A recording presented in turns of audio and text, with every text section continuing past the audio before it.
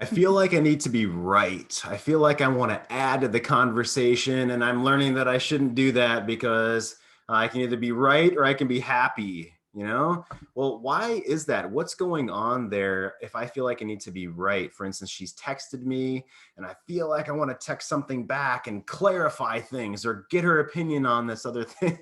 And a client of ours on the C Note show today said that he's realizing it's probably just because I need to feel right. He gave the example of, in the past, he would want to go, he'd want to turn to the right to get to where they're going, and she'd want to turn to the left, and he knew the left was wrong. So he thought, all right, screw it. Let's turn left and let's go the wrong way. And I'm going to show her just through acting on what she said that she's wrong. And then she would shut down. And yeah, okay, it didn't go very well from there. And I said, I want you to be aware that that pattern is going to repeat itself. That pattern that you have, that I had, that you're working through now, or you're becoming aware of, it will repeat itself either through power plays or the need to be right or the not standing up for yourself. That's going to repeat itself, I promise you. And the way through that is to get good at holding tension. Holding tension. It's called sexual tension for a reason.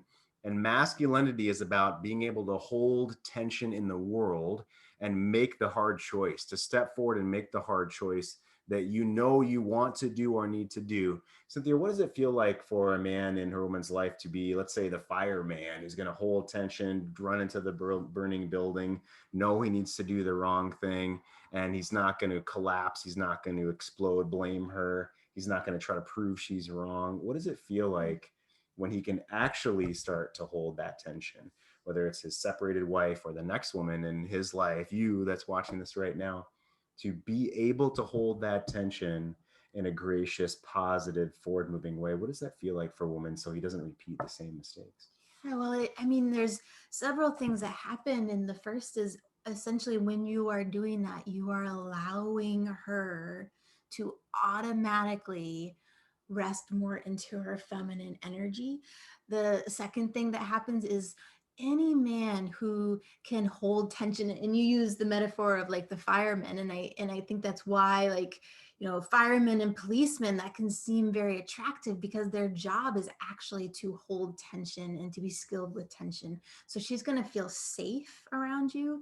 And then if you are in the stage of your relationship where it is about attraction and rebuilding attraction, that combination of permission to be in her feminine, she feels safe in what she's expressing, and that you are standing there able to hold that space with skill and determination is really, really attractive to her.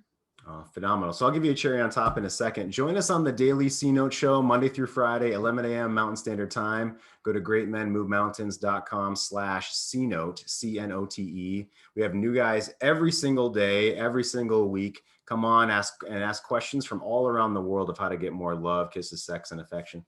So the cherry on top with being able to hold tension, gentlemen, the very first thing is you need to know what it feels like in your body as you're starting to want to do that thing that you shouldn't do, that pattern thing that you no longer want to do. Mine in the past was anger and blaming and bringing out my nice guy covert contracts on the woman in my life. So I would start to feel energy shoot up the back of my neck and my head would get tight, and then I would lock on with laser vision.